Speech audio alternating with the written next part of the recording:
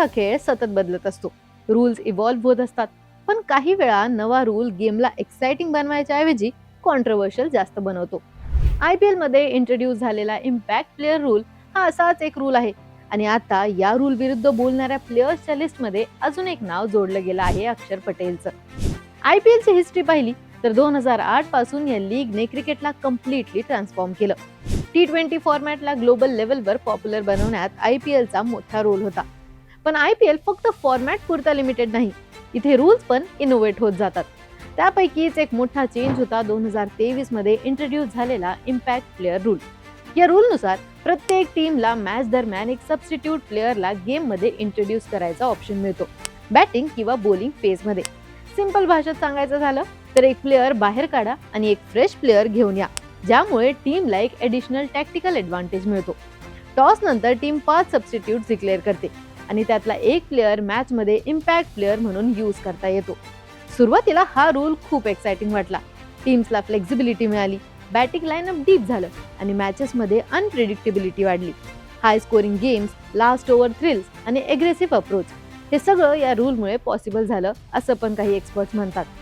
पण सगळ्यांना हा रूल पटला असं नाही. आता 2026 मध्ये दिल्ली कॅपिटल्सचा कॅप्टन अक्षर पटेलने ओपनली सांगितलं, I don't like the impact player rule.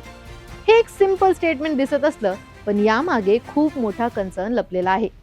अक्षर पटेल सारख्या ऑलराऊंडरसाठी हा रूल डिसएडव्हान्टेजेस का ठरतो?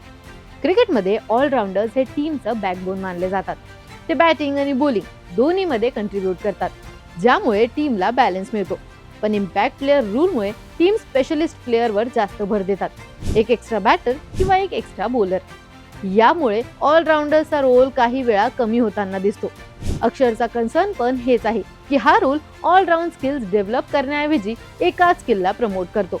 आणि हा पॉइंट फक्त त्याचा नाही, रोहित शर्मा सारख्या सिनियर प्लेयर्सने पण या रूलवर आपल्या शंका व्यक्त केल्या आहेत.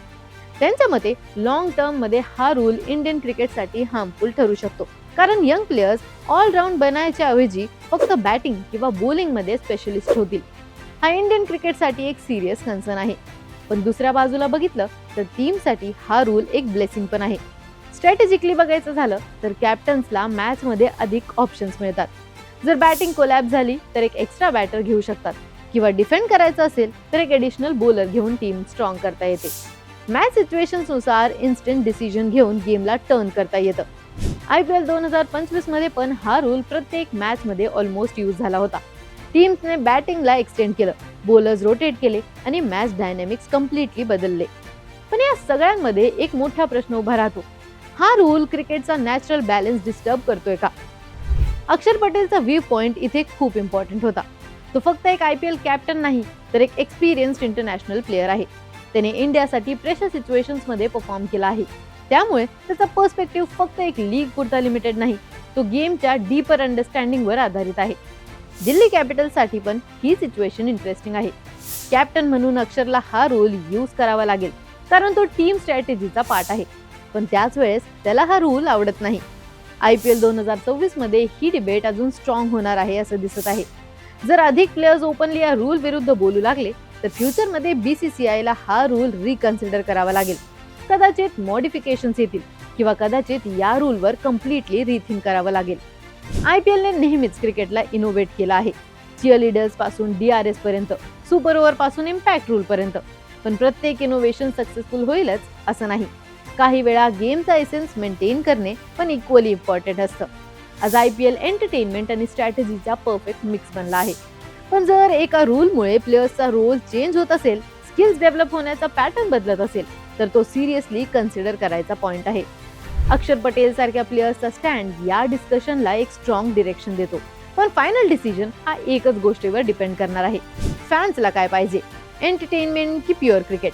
आणि आता इम्पॅक्ट प्लेअर रूलमुळे IPL अजून एक्साइटिंग होतोय का, की हाच रूल क्रिकेटचा नॅचरल बॅलन्स हळूहळू बदलणार आहे? तुमचे थॉट्स आम्हाला कमेंट्समध्ये कळवा.